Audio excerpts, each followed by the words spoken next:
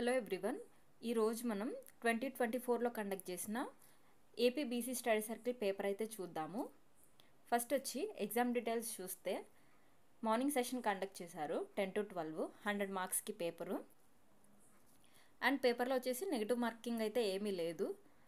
And questions fully GS నుంచే ఇచ్చారు, CSAT కూడా లేదు. ఇది వచ్చి ఎగ్జామ్ డీటెయిల్స్. ఇప్పుడు క్వశ్చన్ బ్రేకప్ అంటే ఏ సబ్జెక్ట్ నుంచి ఎన్ని క్వశ్చన్స్ వచ్చాయో చూద్దాము. హిస్టరీ నుంచి వచ్చేసి 31 క్వశ్చన్స్ వచ్చాయి. ఓకేనా, హిస్టరీ నుంచి అయితే 31 క్వశ్చన్స్ వచ్చాయి. ఎకానమీ నుంచి 13 క్వశ్చన్స్ వచ్చాయి. జియోగ్రఫీ అయితే 11 క్వశ్చన్స్ వచ్చాయి. పాలిటీ నుంచి 10 క్వశ్చన్స్. ఎన్విరాన్మెంట్ నుంచి 15 క్వశ్చన్స్ వచ్చాయి. ఎస్ఎన్టీ నుంచి 12 questions. Remaining current affairs and కాన్ఫ్లిక్ట్లో ఉన్న రీజియన్, బార్డర్ కంట్రీస్, ఇండిసెస్ అలా అడిగారన్నమాట. ఓకే కదా, ఈ క్వశ్చన్ బ్రేకప్ చూసుకోండి. అంటే హిస్టరీ నుంచే 31 క్వశ్చన్స్ ఇచ్చారు. ఈ 31 క్వశ్చన్స్ ఏన్షియంట్, మెడీవల్, మోడర్న్ ఈ మూడు కవర్ చేస్తూ ఇచ్చారనమాట. ఇప్పుడు పాలిటీ క్వశ్చన్స్ కనుక మనం చూసుకుంటే ఫస్ట్ వచ్చేసి అమెండ్మెంట్స్ గురించి అడిగారన్నమాట. ఇంపార్టెంట్ అమెండ్మెంట్స్ చూసుకోవాలంటే మీరు, ఓకేనా. 71st కాన్స్టిట్యూషనల్ అమెండ్మెంట్, దీనికి ఏమి ఇచ్చారంటే added Konkani, Manipuri and Nepali languages. ఓకేనా, ఇవేంటంటే అఫీషియల్ లాంగ్వేజెస్ అన్నమాట. అఫీషియల్ లాంగ్వేజెస్ ఏ షెడ్యూల్లో ఉంటాయి? 8th షెడ్యూల్లో ఉంటాయి. టోటల్ మనకి కాన్స్టిట్యూషన్లో 12 షెడ్యూల్స్ ఉంటాయి కదా, అందులో 8th షెడ్యూల్లో అఫీషియల్ లాంగ్వేజెస్ గురించి ఉంటాయి. ఈ అఫీషియల్ లాంగ్వేజ్ షెడ్యూల్లో టోటల్ 22 లాంగ్వేజెస్ ఉన్నాయి. ఓకేనా, ఈ 21st టోటల్గా ఫస్ట్ 14 ఉండేది, తర్వాత 3 అమెండ్మెంట్స్ చేశారు. ఆ అమెండ్మెంట్స్ ద్వారా యాడ్ అయ్యి 22 లాంగ్వేజెస్ అయ్యింది. అందులో 71st అమెండ్మెంట్ వచ్చేసి ఈ 3 లాంగ్వేజెస్ యాడ్ చేశారన్నమాట. కొంకణి, మణిపూరి, నేపాలి. ఈ ఆప్షన్ కరెక్టే. అలానే 8th షెడ్యూల్కి సంబంధించి రిమైనింగ్ 2 అమెండ్మెంట్స్ కూడా మనం చూద్దాము, అంటే టాపిక్ కవర్ అవ్వాలి కదా. 21st అమెండ్మెంట్ చేశారు. 21st అమెండ్మెంట్ వచ్చేసి 8th షెడ్యూల్లో సింధీ ఈ లాంగ్వేజ్ని 15th అఫీషియల్ లాంగ్వేజ్ కింద యాడ్ చేశారు. నెక్స్ట్ వచ్చేసి 71st అమెండ్మెంట్, తర్వాత 92nd అమెండ్మెంట్. ఈ 92nd అమెండ్మెంట్ చేసి ఒక 4 లాంగ్వేజెస్ని యాడ్ చేశారనమాట. వాటిని ఎలా గుర్తుపెట్టుకుంటారంటే ఒక కోడ్ గుర్తుపెట్టుకోండి, బీడిఎంఎస్ అని గుర్తుపెట్టుకోండి. బీడిఎంఎస్ లాంగ్వేజెస్ని 92nd అమెండ్మెంట్ ద్వారా యాడ్ చేశారు. ఈ బీడిఎంఎస్ అంటే ఏంటంటే బోడో, డోగ్రి, మైథిలి, సంతాలి. ఓకేనా, అంటే ఈ ఆప్షన్ మనకి కరెక్టే. నెక్స్ట్ వచ్చేసి 104th అమెండ్మెంట్ అనమాట. ఈ 104th అమెండ్మెంట్ దేనికి రిలేటెడ్ అంటే లోక్సభ అండ్ అసెంబ్లీలో ఎస్సీ ఎస్టీకి ఉన్న రిజర్వేషన్ 2030 వరకు ఎక్స్టెండ్ చేశారు. ఈ అమెండ్మెంట్ దీనికి సంబంధించింది. అలాగే దీంతో పాటు ముందుగా ఉన్న ఆంగ్లో ఇండియన్ రిజర్వేషన్ కూడా అబాలిష్ చేశారు. ఓకేనా, అంటే ఈ స్టేట్మెంట్ తప్పు. ఇప్పుడు provided constitutional status to national commission for backward classes అన్నారు కదా, ఇది 102nd అమెండ్మెంట్ ద్వారా చేశారు దీన్ని. ఇప్పుడు థర్డ్ స్టేట్మెంట్ చూసుకుందాం. థర్డ్ స్టేట్మెంట్ ఏంటంటే 52nd కాన్స్టిట్యూషనల్ అమెండ్మెంట్ గురించి యాడెడ్ 10th షెడ్యూల్. ఇది కరెక్టే. ఈ 10th షెడ్యూల్ యాంటీ డిఫెక్షన్ లాకి సంబంధించింది, పార్టీ ఫిరాయింపుల చట్టం అంటారు కదా, దానికి సంబంధించింది. ఈ యాంటీ డిఫెక్షన్ అనేది స్పీకర్ డిసైడ్ చేస్తారన్నమాట. అది కూడా ఒక విషయం గుర్తుపెట్టుకోండి. థర్డ్ స్టేట్మెంట్ కూడా కరెక్టే. ఫోర్త్ స్టేట్మెంట్ చూసుకుంటే 101st కాన్స్టిట్యూషనల్ అమెండ్మెంట్ యాక్ట్కి సంబంధించింది. ఇది ఆల్మోస్ట్ అందరికీ తెలిసే ఉంటుంది.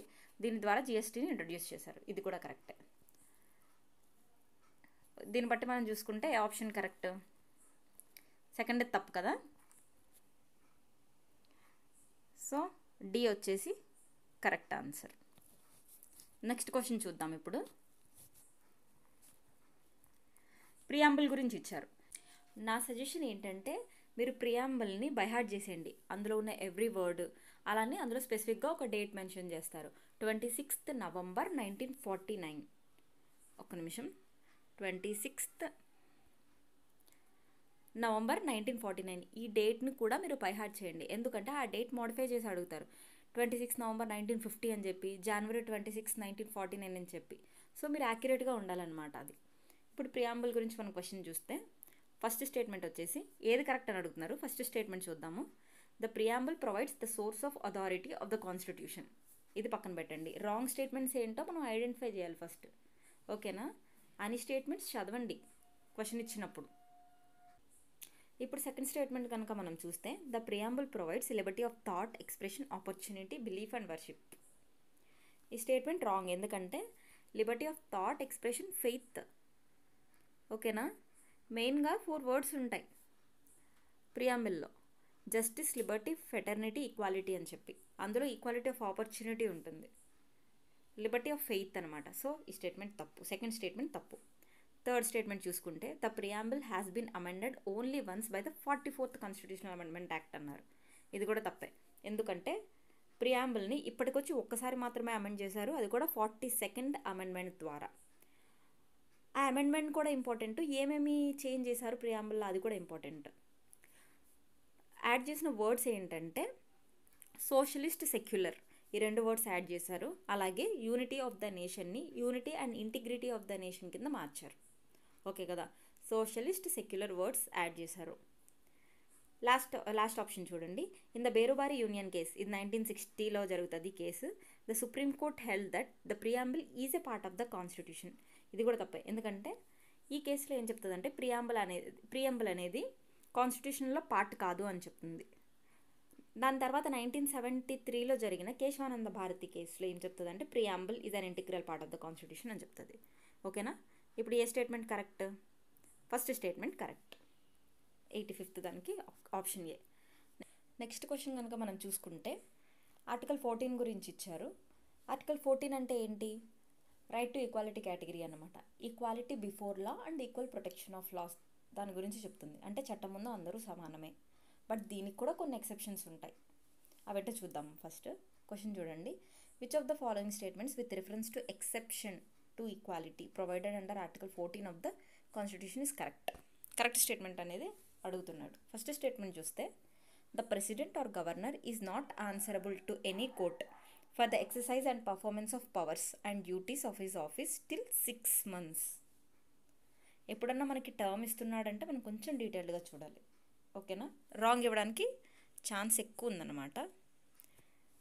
From the date of the exercise of such powers and duties. ఈ స్టేట్మెంట్ రాంగే, ఎందుకంటే ఈ ఇమ్యూనిటీ వాళ్ళు ఆ పదవిలో ఉన్నంతకాలం ఉంటుంది. ఓకేనా? గవర్నర్గా, ప్రెసిడెంట్గా ఉన్నంతకాలం ఈ ఇమ్యూనిటీ వాళ్ళకు ఉంటుంది. నెక్స్ట్ స్టేట్మెంట్ చూసుకుంటే 42nd constitutional amendment act has provided an immunity with respect to publication of substantially true reports of any proceedings of either house of parliament. ఇది కూడా తప్పే, ఎందుకంటే ఇది 44th అమెండ్మెంట్ ప్రొవైడ్ చేస్తుంది. 44th. ఓకేనా? థర్డ్ స్టేట్మెంట్ చూసుకోండి. A member of parliament enjoys immunity in respect of anything said in parliament. ఈ option హోల్డ్లో ఉంచండి. నెక్స్ట్ ఆప్షన్ చూస్తే the president enjoys immunity in respect of any act done by him in his personal capacity but this immunity is not provided to governor. Article 361 కింద ఇద్దరికి immunity ఉంటుంది. ఓకేనా? So ఈ statement తప్పు. So answer ఏంటి? Option C is the answer. Next question కనుక మనం చూసుకుంటే ఫెడరల్ ఫీచర్స్ గురించి అడిగారు. మన కాన్స్టిట్యూషన్లో ఫెడరల్ ఫీచర్స్ ఉంటాయి, యూనిటరీ ఫీచర్స్ ఉంటాయి. ఫెడరల్ ఫీచర్ అంటే మీనింగ్ ఏంటంటే division of powers between centre and regional government. ఓకేనా? బోత్ సెంటర్కి, రీజనల్ గవర్నమెంట్కి మధ్య పవర్ డివిజన్ ఉంటుంది. అది ఫెడరల్ ఫీచర్స్ అంటే అవి. ఇప్పుడు ఇందులో which one of the following is an essential federal feature of Indian polity అని అడుగుతున్నారు. ఫస్ట్ చూసుకుంటే elected head of the government. ఇది ఫెడరల్ ఫీచర్ కింద రాదు. సెకండ్ అంటే డివిజన్ ఆఫ్ పవర్స్ని ఇండికేట్ చేయాలి. ఓకేనా? అది ఫెడరల్ ఫీచర్ అంటే. ఇక్కడ కరెక్ట్ స్టేట్మెంట్ ఉంది అని కాదు. సెకండ్ది వచ్చేసి కమిటెడ్ జ్యుడిషియరీ. మన కాన్స్టిట్యూషన్లో చూసుకుంటే ఇండిపెండెంట్ జ్యుడిషియరీ అనేది ఫెడరల్ ఫీచర్ కింద వస్తుంది.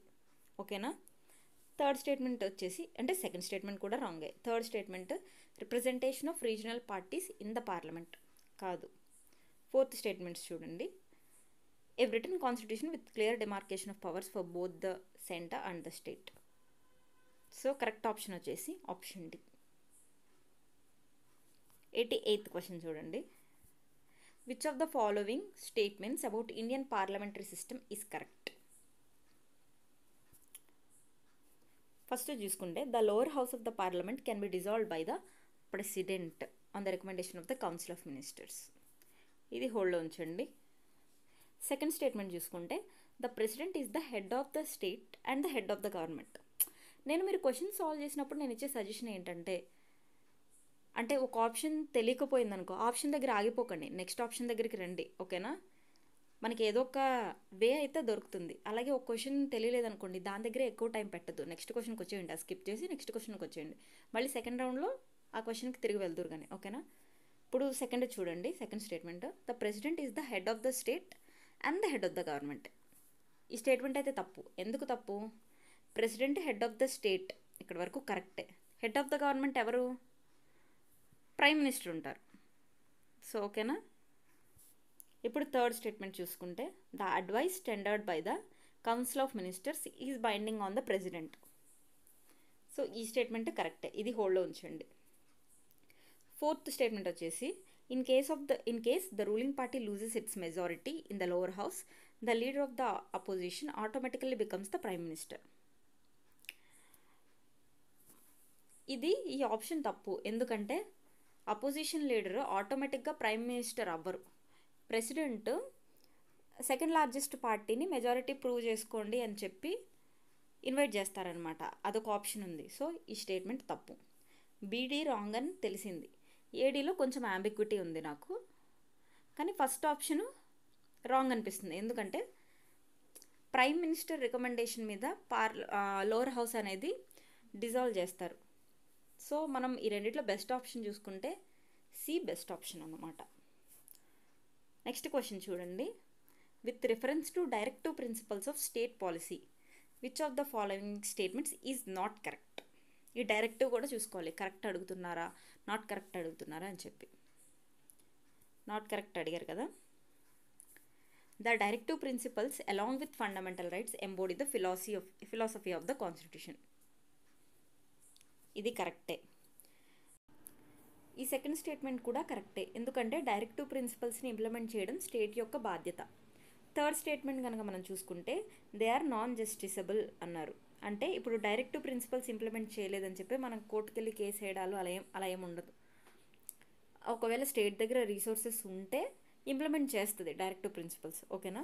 ఇక్కడ వరకు ఈ స్టేట్మెంట్ కరెక్టే. నెక్స్ట్ చూసుకుంటే and hence courts cannot use directive principles to determine the constitutional validity of a law. ఈ హాఫ్ తప్పు.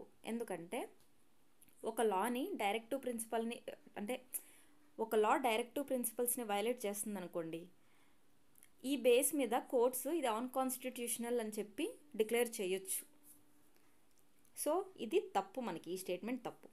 ఫోర్త్ స్టేట్మెంట్ చూసుకుంటే it is possible for directive principles to be in conflict with fundamental rights of citizens. ఇది కూడా కరెక్టే. So అక్కడ మనకి ఏం అడిగారు? ఆప్షన్ నాట్ కరెక్ట్ అని అడిగారు. So answer C. మీరు మార్క్ చేయాల్సింది ఆన్సర్ సి. నెక్స్ట్ క్వశ్చన్ కనుక మనం చూసుకుంటే ప్రెసిడెంట్ యొక్క ఆర్డినెన్స్ మేకింగ్ పవర్ గురించి ఇచ్చారు. ఫస్ట్ ఆప్షన్ చూడండి. The ordinance making power of the president is parallel with the legislative power of the parliament అన్నారు. ఇప్పుడు ప్రెసిడెంట్ ఆర్డినెన్స్ ఎప్పుడు జారీ చేస్తారంటే పార్లమెంట్ సెషన్లో లేనప్పుడు మాత్రమే ఆర్డినెన్స్ జారీ చేస్తారు. బోత్ లోక్సభ రాజ్యసభ రెండు సెషన్లో ఉన్నాయి అనుకోండి, ప్రెసిడెంట్ ఆర్డినెన్స్ జారీ చేయకూడదు. సో ఫస్ట్ స్టేట్మెంట్ తప్పు. సెకండ్ది వచ్చేసి an ordinance can last for maximum 6 months from the date of its promulgation.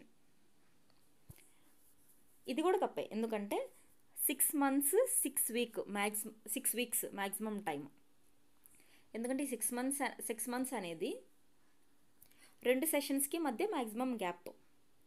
Plus రీఅసెంబ్లీ అయిన తర్వాత, లోక్సభ పార్లమెంట్ రీఅసెంబ్లీ అయిన తర్వాత 6 weeks టైం ఇస్తారు అప్రూవ్ చేయడానికి, డిసప్రూవ్ చేయడానికి, ఓకేనా? సో 6 months 6 weeks, ఇది కూడా కరెక్టే. థర్డ్ చూసుకుంటే an ordinance can be retrospective in nature. ఈ స్టేట్మెంట్ ఒకటి మాత్రమే కరెక్ట్. అంటే బ్యాక్ డేట్ నుంచి కూడా ఇంప్లిమెంట్ అవుతుంది ప్రెసిడెంట్ ఆర్డినెన్స్. సో ఇప్పుడు ఆప్షన్ వచ్చేసి 3 ఓన్లీ. ఇది ఇప్పుడు నేను మార్క్ చేస్తుంది ఆన్సర్, ఇక్కడ ముందుగా మార్క్ చేసింది ఆన్సర్ కాదు, ఓకేనా? అది ఎగ్జామ్లో సాల్వ్ చేసిన పేపర్. నెక్స్ట్ క్వశ్చన్ వచ్చేసి choose the correct answer in regard to quorum. Quorum అంటే ఏంటంటే minimum number of members present in the house to conduct a session, ఓకేనా? ఫస్ట్ స్టేట్మెంట్ చూసుకుంటే quorum is the maximum number of members present in the house to before it transact business అన్నారు. So statement తప్పు. Minimum numbers, okay. ఈ minimum numbers కూడా 1/10 ఉండాలి, 1/10, ఓకేనా? Second statement చూడండి, the presiding officer has to అడ్జార్న్ the house or suspend the meeting in the absence of quorum. ఈ minimum number of members లేకపోతే speaker ఏం చేస్తారంటే ఆ మీటింగ్ని సస్పెండ్ చేసేస్తారు. ఈ స్టేట్మెంట్ హోల్డ్లో ఉంచండి. థర్డ్ స్టేట్మెంట్ చూసుకుంటే in order to conduct a session at least 170 members in the Lok Sabha and 90 members in the Rajya Sabha should be present అన్నారు. ఇందాక ఏమన్నాను నేను? 1/10 అన్నారు. 1/10 అంటే 545లో 1/10 అంటే ఎంత? అప్రాక్సిమేట్లీ 50 అలా కదా. ఇక్కడ ఎక్కువ ఇచ్చేసారు, 170 అన్నారు. సో ఈ స్టేట్మెంట్ కూడా తప్పే. Last statement the quorum is the 2/3 members of each house including the presiding officer 1/10. So ఇక్కడ మీకు కరెక్ట్ ఆన్సర్ ఏంటి? Option B is the correct answer. Next question చూసుకోండి. ఇప్పుడు the Rajya Sabha has exclusive or special power in. దీని meaning ఏంటంటే ఇప్పుడు ఒక particular మ్యాటర్లో రాజ్యసభకి మాత్రమే టాప్ హ్యాండ్ ఉంటుంది. ఇప్పుడు మీరు లోక్సభ రాజ్యసభ చదివినప్పుడు ఇద్దరికి ఎక్కడ ఈక్వల్ పవర్స్ ఉంటాయి? లోక్సభ ఎందులో అప్పర్ హ్యాండ్ ఉంటుంది, రాజ్యసభ ఎందులో అప్పర్ హ్యాండ్ ఉంటుంది. రాజ్యసభ కొన్ని వాటిల్లోనే అప్పర్ హ్యాండ్ ఉంటుంది అనమాట. ఈ టాపిక్ ఉంటుంది, ఓకేనా? ఈ క్వశ్చన్ గ్రూప్ 1 మెయిన్స్లో కూడా అడుగుతారు డిస్క్రిప్టివ్ మేనర్లో. ఓకే, ఇప్పుడు ఈ ఆప్షన్స్ చూద్దాం మనము. ఫస్ట్ది వచ్చేసి approving a proclamation of national emergency when Lok Sabha is not dissolved. ఇది disapproval of proclamation of national emergency, అందులో ఎక్స్క్లూజివ్ పవర్ ఉంటుంది. సెకండ్ వచ్చేసి the creation and abolition of states, ఇందులో ఈక్వల్ పవర్ ఉంటుంది. The election of vice president, ఇది కూడా కాదు. Next statement కనుక చూసుకుంటే authorising the parliament to legislate on a state subject, అంటే స్టేట్ లిస్ట్లో ఉన్న సబ్జెక్ట్ మీద లా చేయండి అని రాజ్యసభ మాత్రమే పాస్ చేయగలదు, లోక్సభకి ఆ పవర్ లేదు. సో ఎక్స్క్లూజివ్ పవర్ ఉంది ఆప్షన్ డిలో. నెక్స్ట్ క్వశ్చన్ చూడండి, which of the following are included in the original jurisdiction of the supreme court. First statement వచ్చేసి a dispute between the government of India and 1 or more states. ఇది original jurisdiction of the supreme కోర్ట్లోకి వస్తుంది. Original jurisdiction ఏంటంటే ఇప్పుడు ఈ conflict అనే వచ్చినప్పుడు మనం డైరెక్ట్గా సుప్రీంకోర్టుకి వెళ్తాం, సుప్రీంకోర్టే హ్యాండిల్ చేస్తుంది ఆ మ్యాటర్ని, ఓకేనా? సెకండ్ వచ్చేసి a dispute regarding elections to either house of parliament. ఇది హైకోర్టులో కూడా మనం పిటిషన్ వేయచ్చు. సో ఇది తప్పు, సెకండ్ స్టేట్మెంట్ తప్పు కాబట్టి 1 ఇది ఏబి 2 ఎలిమినేట్ అయిపోయింది. ఇక్కడ ఫోర్త్ స్టేట్మెంట్ కరెక్ట్ అని మనకు తెలుస్తుంది, చూడండి. A dispute between 2 or more state. A dispute between the third statement చూసుకుంటే a dispute between the government of India and a union territory. ఇది ఒరిజినల్ జ్యూరిస్డిక్షన్లోకి రాదు, ఓకేనా? సో ఆప్షన్ వచ్చేసి 1 and 4. ఇవి పాలిటీ క్వశ్చన్స్, ఓకే. పాలిటీ నుంచి ఈ questions వచ్చాయి, మీకు అర్థమై ఉంటుంది పేపర్ ఏ లెవెల్లో ఉంటుందో. సో ఇది 1 or 2 అటెంప్ట్స్ ఇచ్చిన వాళ్ళకి మోడరేట్గా ఉంటుంది పేపర్. ఇప్పుడే గ్రాడ్యుయేషన్ అయ్యి ఫ్రెష్గా ఎగ్జామ్ రాస్తున్న వాళ్ళకి పేపర్ టఫ్గా అనిపిస్తుంది, ఓకేనా? నెగిటివ్ మార్కింగ్ లేదు కాబట్టి నేను ఇచ్చే సజెషన్ ఏంటంటే ర్యాండమ్గా బబుల్ చేయొద్దు, క్వశ్చన్ చదవండి. మీరు ఏదన్నా జనరల్ నాలెడ్జ్తో అన్నా కొన్ని ఆప్షన్స్ ఎలిమినేట్ చేయగలరు, ఓకేనా? ఇప్పుడు నేను ఎగ్జాంపుల్ చెప్తాను దానికి. ఇప్పుడు 44th క్వశ్చన్ చూడండి మీరు. The prerequisite for the occurrence of harmful algal bloom. Harmful algal bloom రావడానికి ప్రీ కండిషన్స్ ఏంటి అని అడుగుతున్నారు. ఇప్పుడు 4 ఉన్నాయి ఇక్కడ options. Sunlight, fast moving water, nitrogen, phosphorus ఉన్నాయి. ఆల్గే అనేది మీకు ఎక్కడ ఫామ్ అవుతుంది? స్టాగ్నెంట్ వాటర్లో, అంటే వాటర్ అలా ఉండిపోతే నాచులాగా గ్రీన్ కలర్లో ఫామ్ అయిపోద్ది. ఇక్కడ సెకండ్ ఏమిచ్చాడు? ఫాస్ట్ మూవింగ్ వాటర్ ఇచ్చాడు. సో ఇది తప్పే కదా. 2 ఉన్న ఆప్షన్స్ ఎలిమినేట్ చేసేయండి. బి ఎలిమినేట్ అయిపోయింది. ఇప్పుడు గ్రీన్ కలర్ లాంటిది, నాచు లాంటిది ఫామ్ అవ్వాలంటే మీకు సన్లైట్ ఉండాలా లేదా? ఖచ్చితంగా ఉండాలి. సో 1 ఖచ్చితంగా ఆప్షన్లో ఉండాలి. ఇక్కడ డీలో ఆప్షన్ 1 ఉందా? లేదు. సో ఇప్పుడు 50-50కి రీచ్ అయ్యారా మీరు? ఏ ఆర్ సిలో ఉంది. థర్డ్ ఆప్షన్ మీకు తెలియకపోయినా ఖచ్చితంగా ఉందని, ఇంకో రెండిట్లో ఉంది కాబట్టి థర్డ్ మీకు తెలిసినా తెలియకపోయినా ఉంది అక్కడ, కరెక్టే థర్డ్. ఫాస్ఫరస్ వచ్చేసరికి ఈ ఫాస్ఫరస్ కూడా ఉంటుంది. ఇక్కడ పెట్టాలంటే మీకు నాలెడ్జ్ కావాలి. లాస్ట్ కరెక్ట్ ఆన్సర్ పెట్టాలంటే ఏంటంటే, ఇప్పుడు అగ్రికల్చరల్ రన్ ఆఫ్ వల్ల, అగ్రికల్చర్లో మనం కెమికల్ ఫెర్టిలైజర్స్ వాడతాం కదా, ఎన్పికే ఫెర్టిలైజర్స్, దానివల్ల వర్షం పడినప్పుడు అవి రన్ ఆఫ్ అయిపోయి దగ్గరలో ఉన్న చెరువుల్లోకి చేరి హార్మ్ఫుల్ ఆల్గిల్ బ్లూమ్స్ అనేది ఫామ్ అవుతాయి. సో ఇందులో నైట్రోజన్, ఫాస్ఫరస్ 2 ఉంటాయి. ఇలా మీరు 50-50కి రీచ్ అవ్వచ్చు. సో ఇలా మీరు క్వశ్చన్స్ సాల్వ్ చేసుకోవచ్చు. ఓకేనా? ర్యాండమ్గా అయితే బబుల్ చేయొద్దు, నెగిటివ్ మార్కింగ్ లేదని చెప్పి. అండ్ ఈ పీడిఎఫ్ అనేది నేను డిస్క్రిప్షన్లో లింక్ ప్రొవైడ్ చేస్తాను మీకు. బట్ కీ అయితే లేదు, మీరు గూగుల్ చేసుకోండి. అండ్ ఇందులో మార్క్ చేసింది కరెక్ట్ ఆన్సర్ కాదు, ఇప్పుడే చెప్తున్నాను. ఓకేనా? Thank you.